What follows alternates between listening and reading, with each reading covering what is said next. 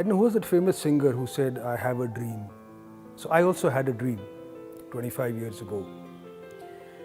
And the dream was to make a small place for myself to make that resort. And I just gave up everything, and it was like a movie being made in slow motion in the mind as to what I would want to do, where in the project. And any travel I did, anything I did, at the back of my mind, it was always, when I make my resort, this is what I will do or I won't do. I think the India offering is amazing. And there's another very interesting development taking place now, where small brands like the one I represent are now taking center stage. Look how the small Havelis of Rajasthan have transformed that whole scene.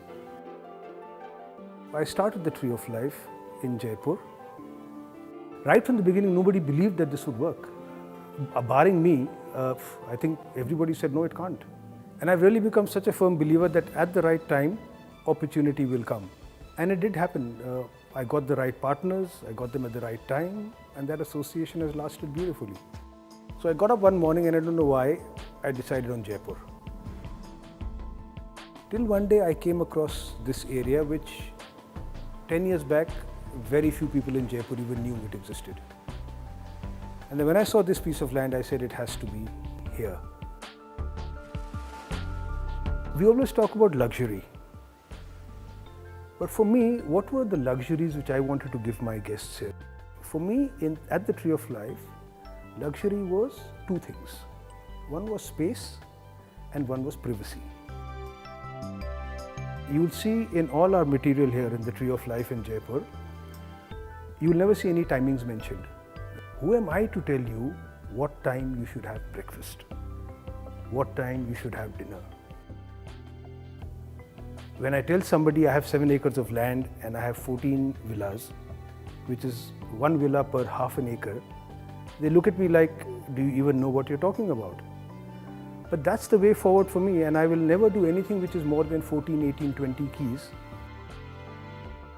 And I made a 20-page report for my architect, starting right from the entrance, exactly how people would walk across the lily pond, come into an open reception, walk to the villas, what should be the size of the villas. I'm not going to use glitz and glamour, because for me that is not what the Tree of Life is all about. It is more grounded.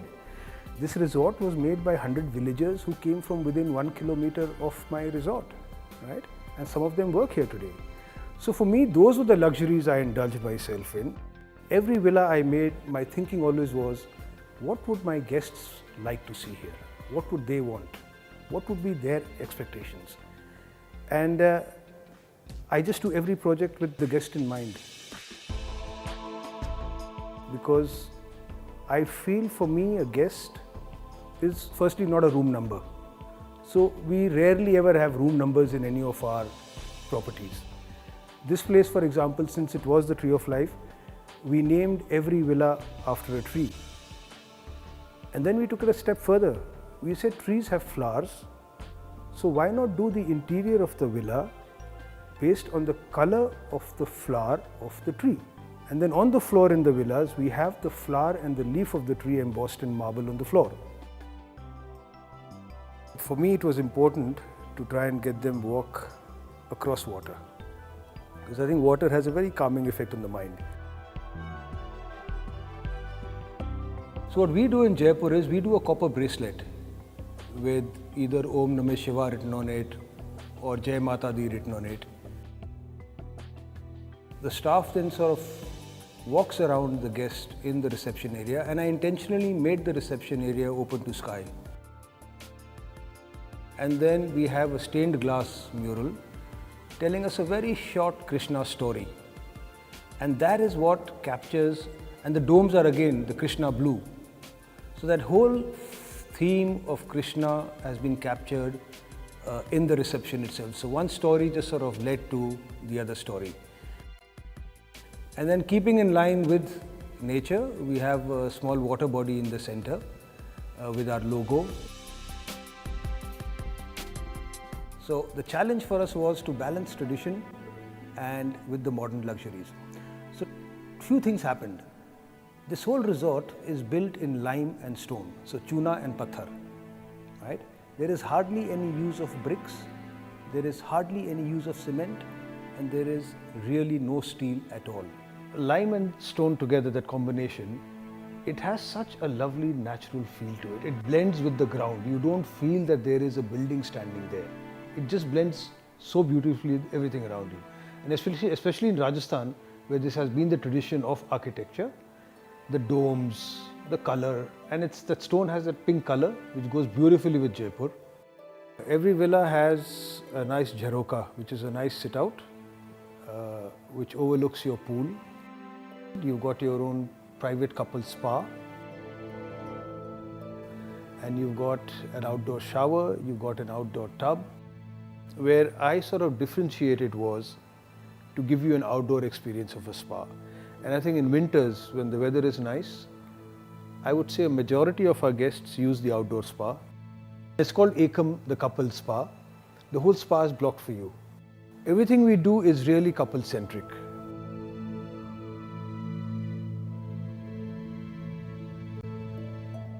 I've always had a fascination for collecting Ganesha statues. I have about 220 odd statues of various forms, various figures, and we use that place for yoga and for meditation.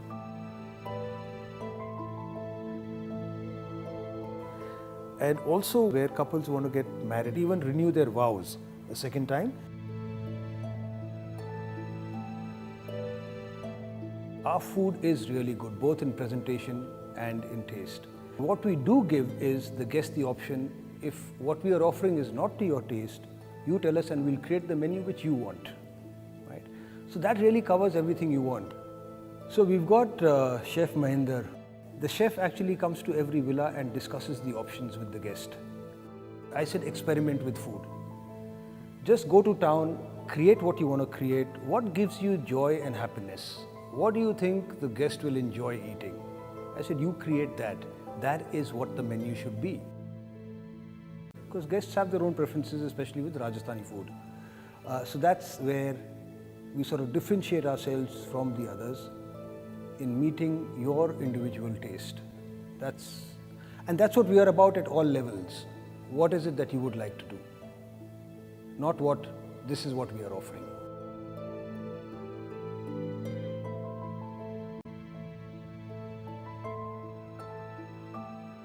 I was able to sort of just, like you're going through a movie and you are editing and just doing the pause and then changing track and then going back again because you just feel. And that's what I do with all my projects now. I've sort of achieved what I wanted to do. So financially, I may not be the wisest guy, I accept. This project, what I do and my business model financially probably is not the wisest model. But this is not done with financials in mind, because if I had financials in mind, I really wouldn't have done what I'm doing. For me, it was passion of another kind. And I'm just so glad where I'm able to give guests that space and that freedom from check-in to check-out, where I am there for you, but I'm still not in your face. And for me, the clear yardstick of having achieved that is that even when I'm running a full house, you will actually think the resort is empty. Nobody wants to come out. They are so self-contained in the villa.